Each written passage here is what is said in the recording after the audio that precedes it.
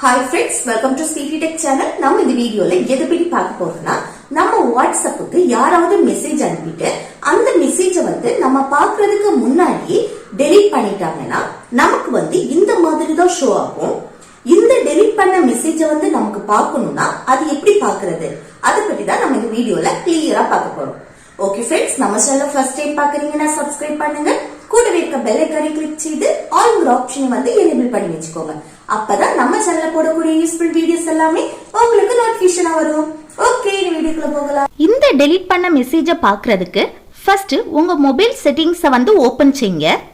Next இதுல notification இந்த ஆப்ஷனை கிளிக் செய்யுங்க. நெக்ஸ்ட் அட்வான்ஸ்டு செட்டிங்ஸ் இந்த ஆப்ஷனை கிளிக் செய்யுங்க.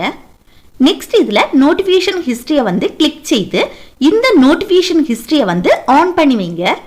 இந்த நோட்டிபிகேஷன் ஹிஸ்டரியை ஆன் பண்ணி வச்சா மட்டும்தான் வாட்ஸ்அப்ல டெலீட் பண்ண மெசேஜை உங்களால பார்க்க முடியும். ஸோ இந்த நோட்டிபிகேஷன் ஹிஸ்டரி ஆன்லே இருக்கட்டும். அடுத்து ஃபார் எக்ஸாம்பிள் பாருங்க, நான் இந்த மொபைல்ல இருந்து இந்த மொபைலுக்கு மெசேஜ் அனுப்புறேன். அப்புறம் இந்த மெசேஜை டெலீட் பண்றேன் பாருங்க. இந்த டெலீட் பண்ண மெசேஜ் எல்லாம் இந்த நோட்டிபிகேஷன் ஹிஸ்டரியை ஓபன் செய்து பார்த்தீங்கன்னா அதுலயே ஷோ ஆகுது பாருங்க. இப்படி வாட்ஸ்அப்ல உங்க ஃப்ரெண்ட்ஸ் அனுப்பிட்டு டெலீட் பண்ண மெசேஜை உங்க மொபைல்ல ஈஸியா இந்த மெத்தட் யூஸ் பண்ணி பார்த்துக்கலாம். ஓகே ஃப்ரெண்ட்ஸ், இந்த வீடியோ உங்களுக்கு யூஸ்ஃபுல்லா இருக்கும்னு நினைக்கிறேன். யூஸ்ஃபுல்லா இருந்துச்சுன்னா இந்த வீடியோக்கு லைக் பண்ணுங்க, உங்க ஃப்ரெண்ட்ஸுக்கு ஷேர் பண்ணுங்க. Okay, thank you.